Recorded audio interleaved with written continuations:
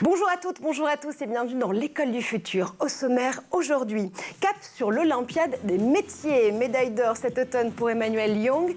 L'étudiant d'Aix-en-Provence est distingué dans la catégorie Graphic Design Technology.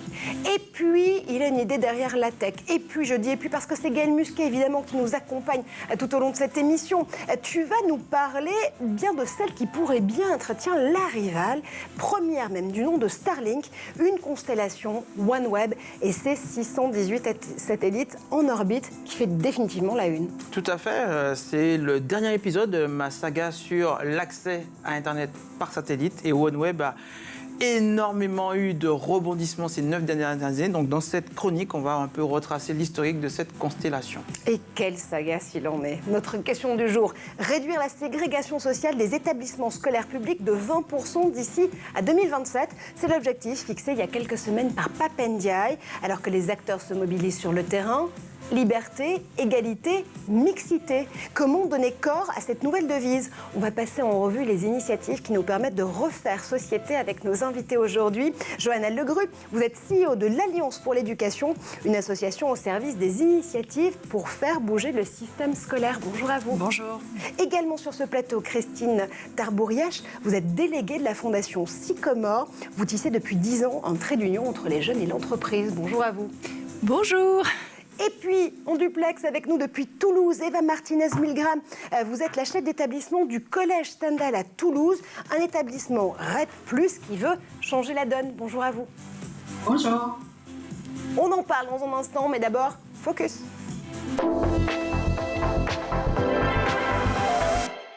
La World Skills Competition, c'est l'Olympiade des métiers en bon français. Ce sont surtout 1600 jeunes issus de 85 pays. Lors de la dernière édition, c'est Emmanuel Young, un Français, qui a réussi à se distinguer. Médaille d'or dans la catégorie Graphic Design Technology pour l'étudiant de l'école de design d'Aix-en-Provence. Portrait d'un champion du monde, c'est tout de suite avec Xavier Terrade. Pendant 4 jours, ils étaient près de 1600, issus de 85 pays. Parmi eux, c'est un Français, Emmanuel Young, qui a reçu la médaille d'or et a remporté le titre de champion du monde de World Skills 2022 dans la catégorie Graphic Design Technology, une compétition qui a lieu tous les 2 ans. Cette victoire pour l'étudiant de l'école de design ESDAC d'Aix-en-Provence est le résultat d'un mois de préparation. Emmanuel Young a réussi à se distinguer lors de ses 4 jours d'épreuve avec 3 sujets de 6 heures et un sujet de 4 heures. Des journées qui finissaient seulement aux alentours de 22 heures car le soir il fallait préparer le sujet du lendemain. Chaque matin, sa journée débutait à 6 heures par un réveil musculaire avant de se lancer dans une nouvelle épreuve. Malgré la fatigue, le jeune designer a réussi à marquer les esprits. Cette médaille, le jeune homme tient à la partager avec son coach. Il l'a aidé à réaliser ces 4 sujets pour 4 clients différents.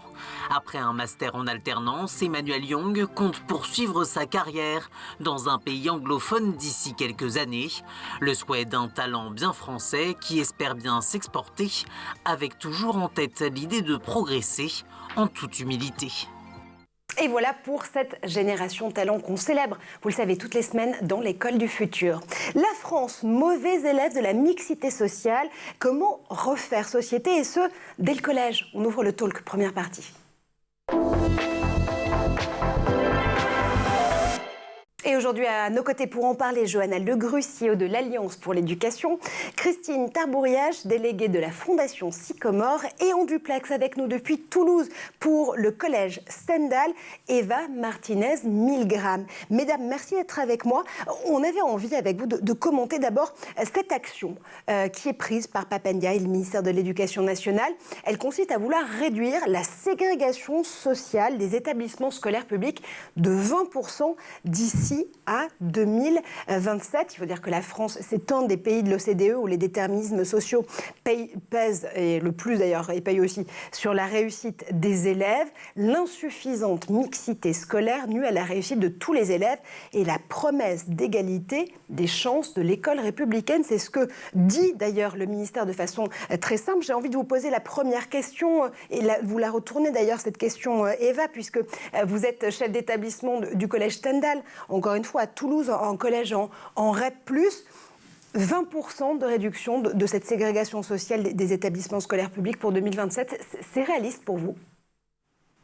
C'est tout à fait réaliste pour moi. Si la volonté de tous se met en marche, si l'État, collectivités territoriales, ministère de l'Éducation nationale, population, électeurs, si tout le monde s'y met, il n'y a pas de raison de ne pas y arriver. C'est-à-dire que vous nous dites qu'il faut vraiment prendre ce problème à bras-le-corps et tous et toutes en être une partie de la solution. C'est exactement ce que fait l'Alliance pour l'éducation, Johanna. Le calendrier tracé par le ministère, il est très clair. Ça démarre d'abord depuis ce printemps et cet été 2023. Mobilisation des acteurs lancée au mois de mai. Ça va s'étendre et devenir de plus en plus grand avec un effet de traction jusqu'en 2027. Vous avez été convié d'ailleurs à ces chapitres de réflexion. Alors nous, on n'a pas été confiés directement par le gouvernement, mais ça fait des années qu'on est sur le terrain. On n'a pas attendu ces annonces pour agir. Donc, depuis 2018, on agit dans les territoires, dans les collèges de territoires prioritaires. On accompagne aujourd'hui plus de 14 000 jeunes à trouver leur voie, dans tous les sens, leur voie et leur place dans la société, en partenariat avec, et c'est là où l'impact collectif que nous prônons est très important, en partenariat avec des associations, des entreprises et des pouvoirs publics, puisque notre porte d'entrée sont les principaux établissements comme Madame Martinez-Milgram, et nous agissons chaque jour auprès des jeunes sur le terrain pour construire un programme d'accompagnement à travers des ateliers de connaissance de soi, de connaissance du monde professionnel, pas du tout décorrélés des enseignements fondamentaux, puisque l'idée c'est de développer chez eux des compétences qui leur permettent de mieux réussir à l'école et de pouvoir se projeter dans l'avenir, donc construire mieux leur orientation. On sait qu'en France, il y a énormément de différences et on peut dire de manque de choix d'orientation pour ces jeunes dans les territoires prioritaires, alors qu'ils ont énormément de talents. Nous, notre programme, ce qu'il dit, c'est que vraiment, on veut révéler ces talents sans misérabilisme, c'est-à-dire qu'on ne pense pas du tout que ces jeunes soient... On dit souvent que ces jeunes sont fragiles. En fait, les jeunes ne sont pas fragiles. L'environnement les fragilise. Mais ces jeunes sont pleins de talents. Ils ont énormément de choses à apporter à cette société. Il faut qu'ils s'inscrivent dans le récit sociétal. Sinon, on va vers une désagrégation sociale qui sera très problématique pour tout le monde. On veut également penser que c'est dans les deux sens. C'est-à-dire que pour les jeunes de milieux favorisés, c'est très important de rencontrer cette mixité sociale. C'est aussi se rencontrer. C'est aussi aller à la rencontre de l'autre. C'est développer une pensée complexe, parce que plus on va connaître de situations, plus on va connaître de réalités, plus la pensée sera complexe. Et j'espère qu'on vise ça dans notre société. Et puis aussi, c'est cette rencontre avec les collaborateurs et collaboratrices d'entreprise. C'est sortir du quartier, c'est sortir de l'établissement, c'est aller à la rencontre de ces personnes qui s'engagent, qui leur parlent de leur parcours. Alors, c'est pas forcément pour faire les métiers que font ces personnes, c'est sortir de l'environnement et pouvoir se projeter dans autre chose que le quotidien. Parce qu'on sait très bien, les études l'ont prouvé, que l'intériorisation de l'élève comme étant un mauvais élève, elle se fait, et c'est pour ça, encore une fois, que le collège, pour nous, c'est le maillon fort. Attendez, on va y revenir, Johanna, parce qu'il y a beaucoup de choses en très peu de temps. Vous venez déjà de nous dire, j'aimerais qu'on puisse justement compléter ces réponses et ces perspectives avec nos autres invités. On va revenir justement à l'importance du timing et de la période du collège pour pouvoir changer la donne. D'abord, Christine, quand Johanna parle d'ouvrir justement l'orientation, il y a en effet l'orientation scolaire, l'orientation professionnelle, puis il y a aussi l'orientation de se dire tout court, on ouvre notre champ de vision. C'est ce que vous faites littéralement avec la fondation Sycomore. Alors Sycomore, c'est un fonds d'investissement certes, mais via son véhicule de fondation, permet aussi de pouvoir, depuis 2013, réunir les jeunes et l'entreprise. Ce que vous faites très concrètement, c'est que vous amenez d'ailleurs tout court, ces jeunes de REP et de REP+, à découvrir le milieu de l'entreprise. Ils n'ont pas forcément besoin d'être entrepreneurs ou entrepreneureux par essence, mais déjà se familiariser avec ce que peut être une structure, une organisation, qu'est l'entreprise, que ce soit PME ou grand groupe. Oui, alors on a la chance d'emmener aussi nos collaborateurs chez les collégiens au collège, et ça c'est une grande richesse.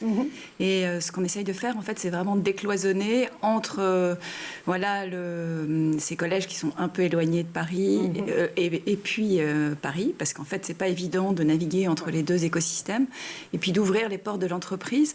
Mais la richesse, elle est et du côté des collaborateurs et du côté des collégiens, dans l'idée de faire ensemble, lorsque ce soit des ateliers de théâtre avec des comédiens, de participer On a fait récemment avec United Way justement un jeu de piste au sein du collège organisé par le professeur de techno. Et l'idée, c'est vraiment de voir qu'en fait, il y a beaucoup de choses en commun entre les collégiens et les collaborateurs, et que les mondes ne sont pas si éloignés que ça. Oui, parce que ce sont des collaborateurs qui parfois peuvent aussi avoir des enfants, ce sont aussi des enfants qui parfois peuvent avoir des parents qui travaillent aussi en entreprise. C'est aussi une idée de se dire qu'avec finalement ce lien intergénérationnel, on peut ouvrir les chakras des uns et des autres. Oui, c'est ça. On a aussi la chance d'avoir eu des stagiaires qu'on a mixés avec des stagiaires d'école de Paris et voir aussi qu'entre jeunes, il n'y a pas finalement, ils ont beaucoup de points en commun. Et l'idée, c'est de voir que finalement, voilà, on peut faire beaucoup de choses ensemble et que tout est possible. Se faire ensemble, je sais que ça vous tient particulièrement à cœur, Eva, notamment au Collège Stendhal à Toulouse. La façon dont vous avez pu justement rencontrer Alliance pour l'éducation, vous familiariser aussi parfois avec des actions comme celle de la Fondation Sycomore, ça vous permet là aussi d'avoir du concret pour pouvoir tabler sur l'ouverture, encore une fois, d'horizon de ces collégiens et collégiennes qui sont chez vous. Tout à fait. Donc, dans les collèges, on fonctionne depuis quelques années, depuis la réforme, avec des parcours. Donc les élèves, en plus de leur programme disciplinaire de toutes les matières, des 10 matières qu'ils reçoivent au collège, suivent 4 parcours. Le parcours santé, le parcours citoyenneté, le parcours avenir et le parcours culturel. Ce parcours avenir, c'est un travail qui commence dès la 6e sur la connaissance du monde professionnel, la connaissance des métiers, se connaître soi-même pour savoir qui on est et qu'est-ce qu'on veut et qu'est-ce qu'on peut.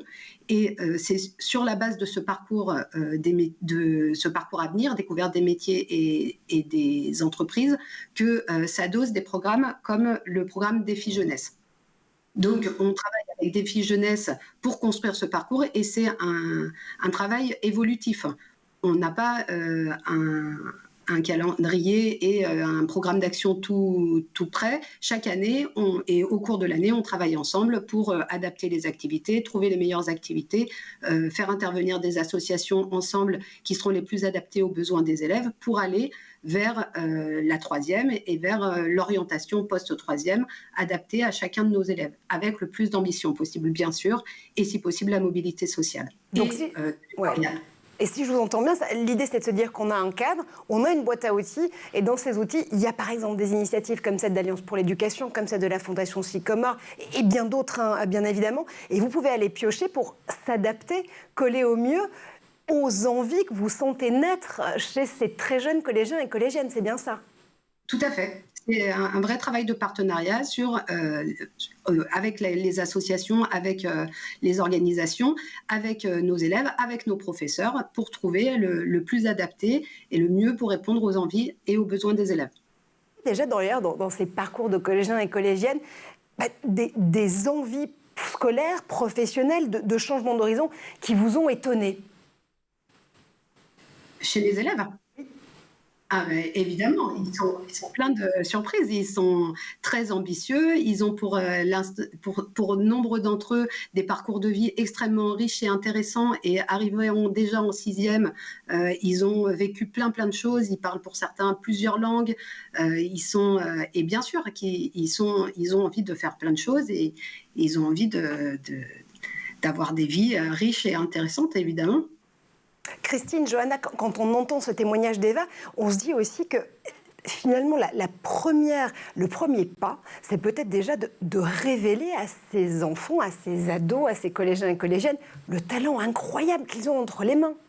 Tout à fait, c'est ce que fait Défi Jeunesse, le programme Défi Jeunesse donc d'Alliance pour l'éducation United Way, c'est vraiment depuis 2018, c'est ça, c'est miser sur le talent des jeunes qui est réel et dont ils n'ont parfois pas conscience. Et comme le disait Madame Martinez, ils ont effectivement beaucoup de capacités, de compétences liées aussi à leur environnement, c'est-à-dire comme plusieurs langues, la capacité à s'adapter, énormément de capacité à travailler ensemble. On travaille aussi beaucoup sur le climat scolaire parce qu'on sait très bien qu'il y a une force du collectif. Donc ce défi jeunesse, c'est un défi du collectif. Et ce défi du collectif, c'est un défi pour la société. Je le redis encore une fois, on n'est pas là uniquement parce qu'ils sont en difficulté pour les aider, on est là parce qu'on a besoin d'eux.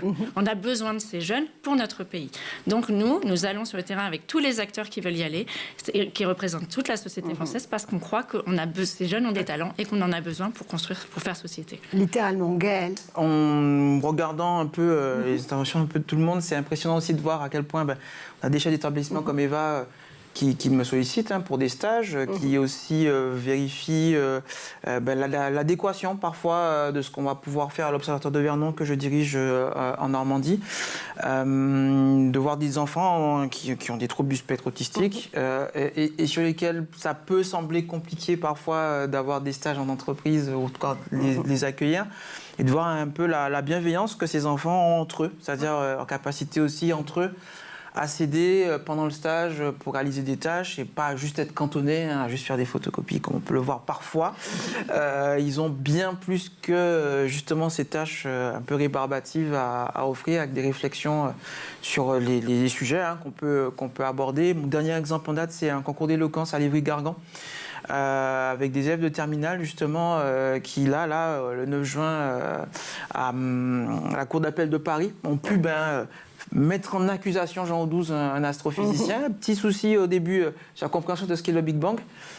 Et donc on a pu, nous adultes, leur apporter une compétence complémentaire, ce qu'ils voyaient évidemment dans le cadre du programme, et pouvoir ainsi arriver à révéler justement une forme de talent aussi au niveau de l'éloquence qu'ils peuvent avoir, qui peut leur servir ensuite en entreprise. Et qui leur sert dans la vie de tous les jours d'éloquence. Je peux vous dire, ils en ont un paquet en réserve. On va saluer d'ailleurs Bertrand Perrier, très amicalement, qui a popularisé ces magnifiques concours d'éloquence. Eva, on parlait justement avec Gaëlle et avec Johanna aussi de cette force du collectif. Alors, on ne va pas se mentir, les collèges de REP et REP+, sont parfois confrontés à des climats un peu complexes, parfois aussi de violence. Comment est-ce que cette force du collectif, elle vous permet de pouvoir faire abaisser le niveau de tension qui peut arriver dans certains établissements ? Alors, dans un établissement d'éducation prioritaire comme le mien, pour parler de celui que je connais, on a des enfants qui sont issus de milieux sociaux pour nombre défavorisés, mais pas tous, qui viennent du monde entier, mais pas tous. Et l'apprentissage de l'altérité se fait dans ce type d'établissement plus que nulle part ailleurs. Et l'apprentissage de l'altérité, ça se fait parfois, pas 100% dans la douceur. Il peut y avoir des tensions, il peut y avoir des frictions, mais justement, tout le travail, c'est d'apprendre à vivre les uns avec les autres. Et le meilleur endroit pour apprendre à vivre les uns avec les autres, c'est le type d'établissement dans lequel je travaille. Parce que la réflexion, c'est une réflexion de tous les jours. Comment est-ce qu'on fait pour vivre avec quelqu'un qui est différent de nous, qui a une autre culture, qui a d'autres caractéristiques, qui a des besoins particuliers. Et on travaille dans chaque groupe de travail, dans chaque classe et dans le collectif en général à se construire avec les autres. Donc l'apprentissage de la société, ça se fait dans ce type d'établissement. Absolument, l'apprentissage de la société, de la vie en société, de ses frictions aussi parfois. Christine, quand justement vos collaborateurs et collaboratrices de la Fondation Sycomore vont rencontrer ces enfants, et vous nous disiez, ils en tirent énormément d'expérience et de richesse, là aussi, ils leur apportent quoi en priorité ? Ils apportent quoi ? Les salariés justement et les collaborateurs et collaboratrices de la Fondation vont apporter quoi en priorité à ces collégiens et collégiennes ?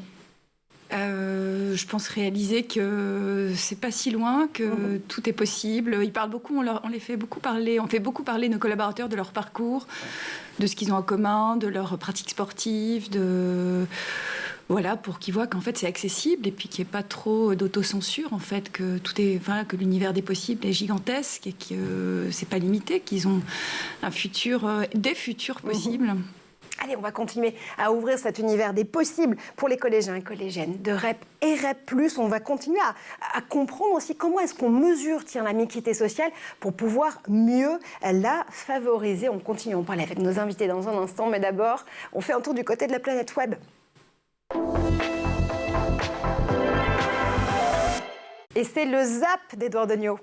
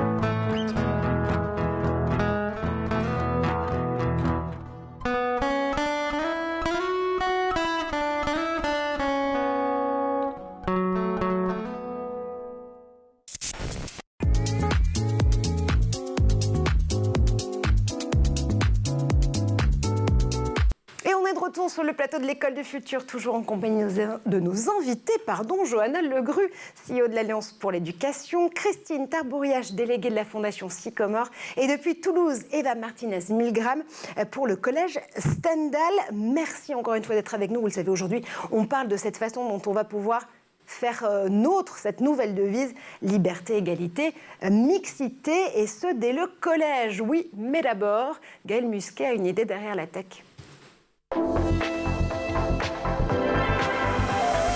Gaël, avec toi, on part dans une guerre des étoiles et des satellites, surtout puisqu'elle pourrait bien être la première rivale de Starlink. On parle de la constellation OneWeb et de ses 618 satellites en orbite. Tout à fait, c'est certainement une des sagas spatiales les plus longues en rebondissement, avec de la politique, une guerre, des satellites qui sont pris en otage, le Brexit, une fusion avortée. La saga OneWeb est vraiment hors norme. Depuis 9 ans, cette constellation essaie vraiment de prendre au sens propre comme au sens figuré son envol. Sens propre parce qu'il faut lancer des satellites, et au sens figuré parce qu'il faut bien financer tout ça.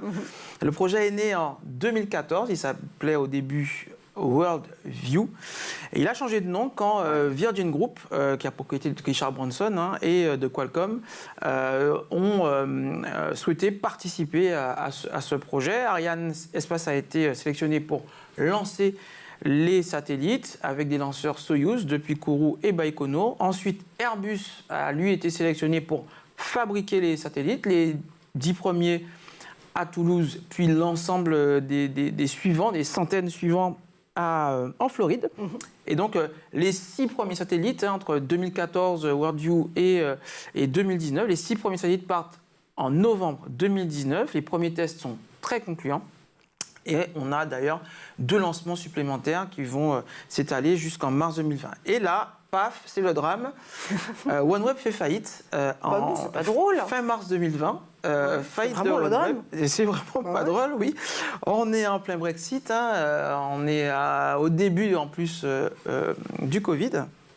Et donc, les Anglais et les Indiens s'associent pour chacun miser 500 millions de dollars pour reprendre cette entreprise qui était sous la protection du chapitre 11 aux États-Unis. Chapter 11. Exactement. Et c'est le fabricant et opérateur Eutelsat qui rentre aussi, lui, dans la danse à ce moment-là, avec une petite colère de notre commissaire adoré Thierry Breton, qui avait confié 6 mois auparavant le soin à Eutelsat de concevoir une constellation d'accès à Internet par satellite pour l'Union européenne, là, pour le coup. Donc, il a un peu mal pris que Eutelsat s'engage auprès d'une entreprise qui, en plus, était en pleine tourmente avec, en plus, le Brexit, ces Anglais qui s'en allaient de l'Union européenne. On a en plus, à ce moment, la guerre en Ukraine qui commence, des sanctions économiques qui commencent à tomber. Donc, les 36 satellites qui ont été transférés à Baïkonour avant la guerre en Ukraine ont été, du coup, été utilisés et sont encore utilisés comme monnaie d'échange pour récupérer les lanceurs qui sont restés, eux, à Kourou au départ des équipes russes. Je referme la parenthèse politique et économique. Vous voyez déjà qu'elle est assez chargée. Oui, absolument. Ces constellations et ces satellites nous emmènent dans les coulisses, justement, de la géopolitique. On vous l'a toujours dit ici sur ce plateau, la tech, c'est de la politique. Pour revenir au fonctionnement exactement de OneWeb et de son accès à Internet par satellite. J'ai un exemple en tête, il s'appelle Starlink. Ok, c'est celui d'Elon Musk, mais c'est quand même parfois le plus parlant, en tout cas le plus pédago en la matière. Ça fonctionne exactement de la même façon. Alors, on a de grandes similarités. Vous avez suivi mes 2 précédentes chroniques. On est vraiment sur une constellation. Ah, évidemment.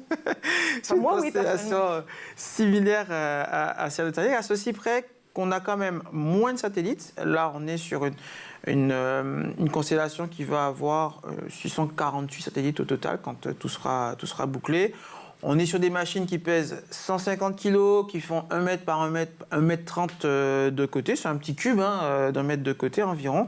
Ils sont alimentés par des panneaux solaires, durée de vie 7 ans. Et sur les 648 satellites, il y en aura 600 qui seront fonctionnels, 48 en secours.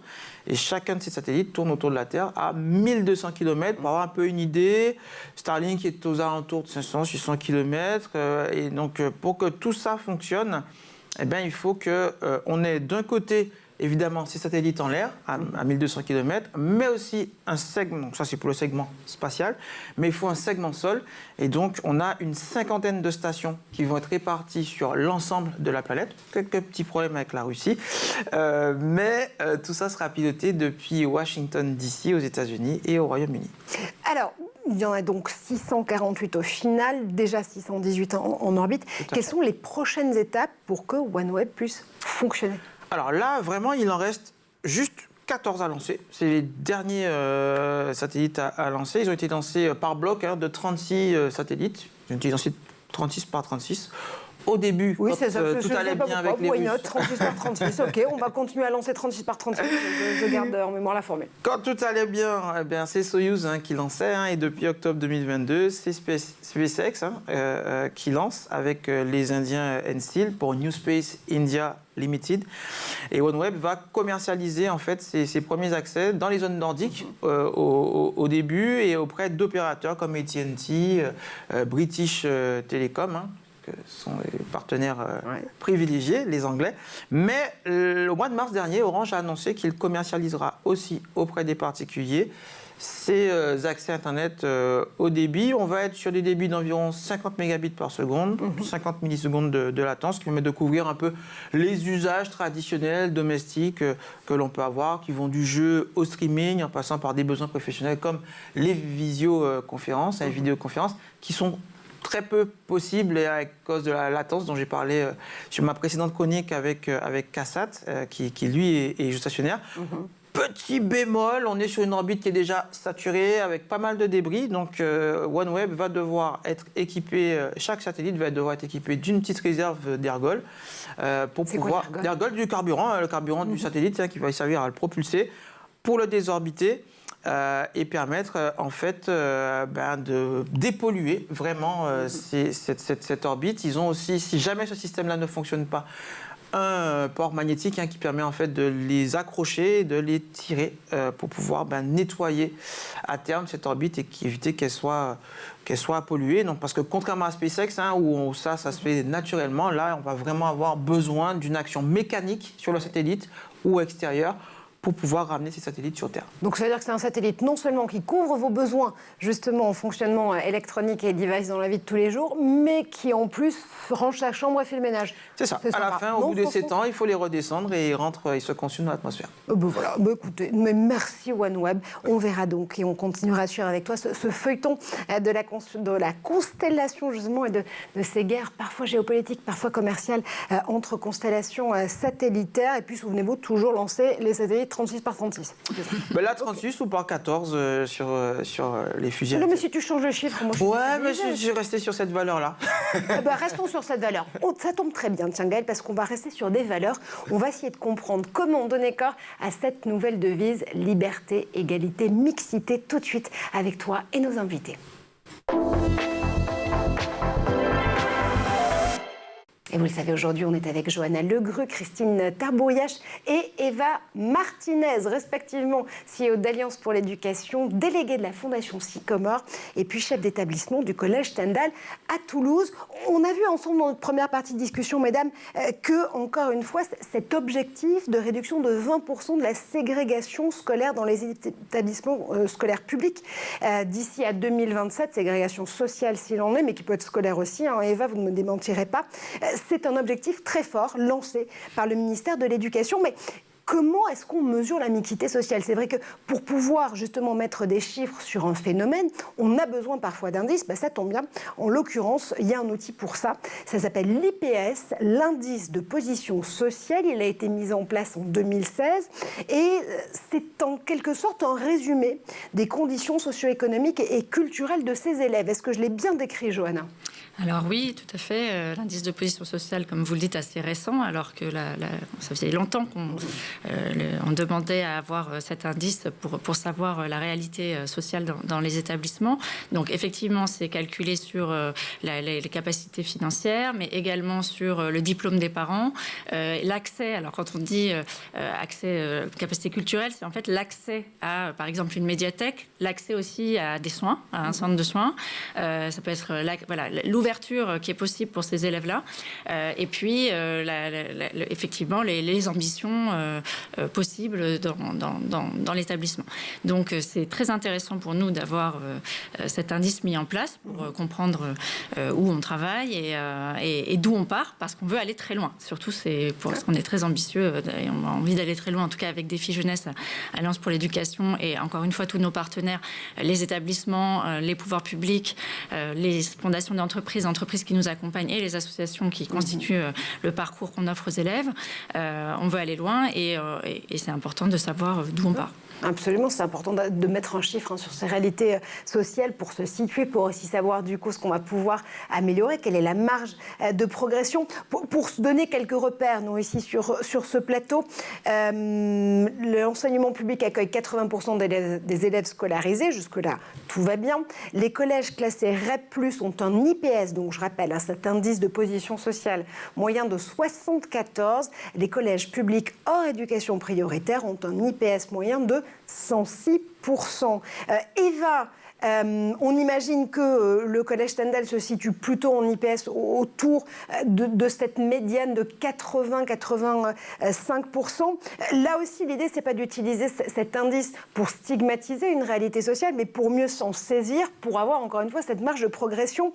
Est-ce que pour vous, c'est un outil qui vous permet justement de faire face à cette réalité et de voir quelles sont les progressions à pouvoir aborder? L'IPS, pour moi, c'est un outil qui me permet seulement de savoir quelle est la situation de mes élèves. Mais je n'ai pas réellement le moyen de faire changer cet IPS qui est un ensemble de données sociologiques liées plus à leur environnement qu'à eux-mêmes. Donc, pour faire bouger un IPS d'un établissement, c'est le recrutement de l'établissement qui doit changer. Et c'est du brassage social, de la mixité imposée dans les établissements qui peut faire bouger l'IPS.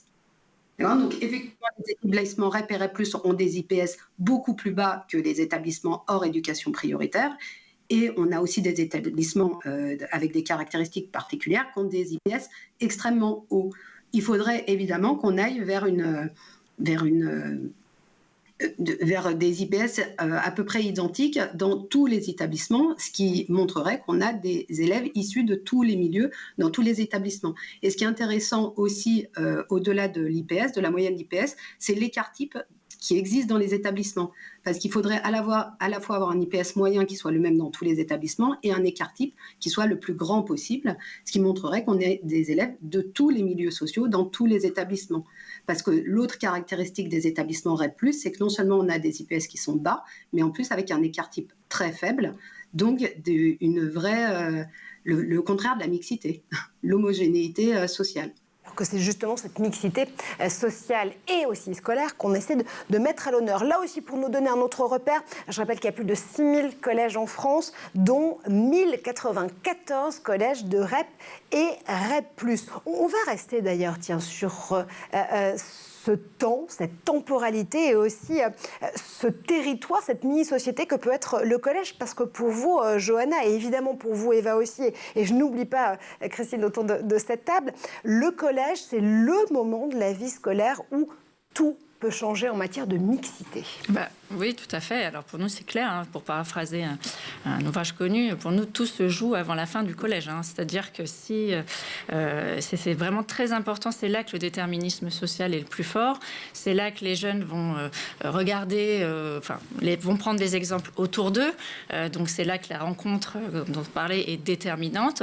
Et c'est aussi déterminant qu'ils construisent une connaissance, comme on en parlait, la connaissance de soi et aussi la confiance en soi. Les questions de motivation à être au collège, motivation à faire société, je le redis, motivation à suivre un parcours, à construire son parcours, à trouver sa voie.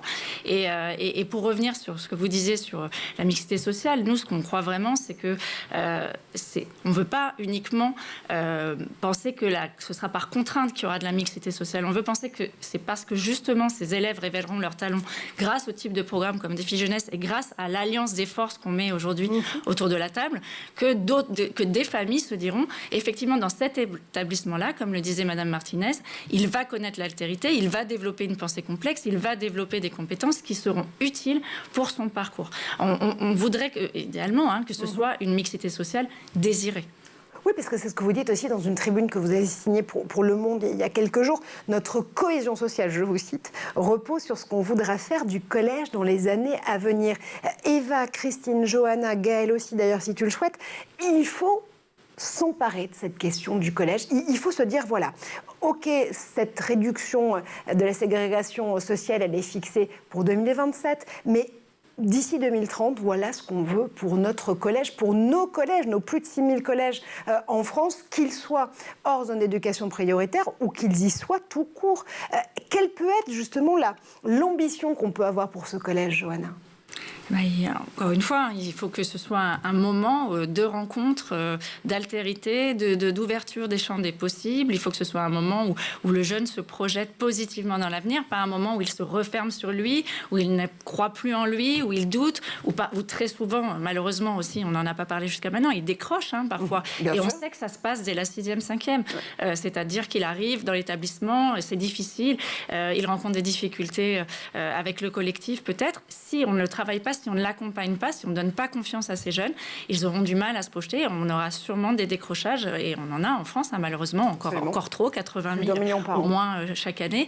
On aura des décrochages scolaires qui seront un poids pour ces jeunes, évidemment, et pour notre société. Gaëlle, ton collège idéal pour 2030, je te laisse le dire. Ce que j'explique souvent aux élus, c'est qu'un enfant qu'on a en 3e, au début d'un mandat présidentiel, pour un exemple très concret, la campagne présidentielle précédente a été terrible. C'est des enfants à qui on expliquait quand même qui n'avaient pas le bon prénom, qui n'habitaient pas dans le bon quartier, qui n'avaient pas la bonne religion. Enfin, on a eu des discours extrêmement clivants pendant cette campagne présidentielle précédente. Sauf que c'était il y a un peu plus d'un an tout court. Et on se retrouve aujourd'hui, je l'expliquais à mes élus, avec des enfants qui, quand même, au bout du mandat présidentiel actuel, vont se retrouver en position de vote. Donc si ces enfants ne sont pas embarqués dans le récit national, si on ne leur explique pas on m'a souvent dit il suffit de faire de l'ESNU ou remettre le service militaire. Ok, mais si ces enfants, on ne les inscrit pas en tant que professionnels, nous aussi, on a cette responsabilité de pouvoir les embarquer. S'ils ont peur, justement, d'intervenir et qu'ils n'arrivent pas à se projeter avec nous, en nous voyant, nous, au travail et heureux au travail, parce que c'est aussi ça qu'on souhaite aussi leur montrer, c'est que dans nos entreprises, on est passionné, on aime ce qu'on fait. C'est important pour moi que ces collégiens puissent être à notre contact parce qu'ils ont énormément de défis à relever, hein, le climat, les catastrophes naturelles, c'est mon sujet, mais aussi des sujets sociaux où ils vont devoir à leur tour aussi embarquer des jeunes plus jeunes qu'eux et qui puissent être comme moi. Si je fais ce métier aujourd'hui, si je les accompagne aujourd'hui, c'est parce que j'ai eu la chance d'avoir des adultes qui, dans ma Guadeloupe natale, arrivaient à m'embarquer sur ces métiers que j'occupe aujourd'hui. Et justement, Christine, c'est tout l'enjeu de la Fondation Sycomore, embarquer, comme le dit Gaëlle, ces collégiens, ces collégiennes, parce que oui, ce sont des futurs talents en puissance pour les entreprises avec lesquelles vous travaillez aussi par ailleurs.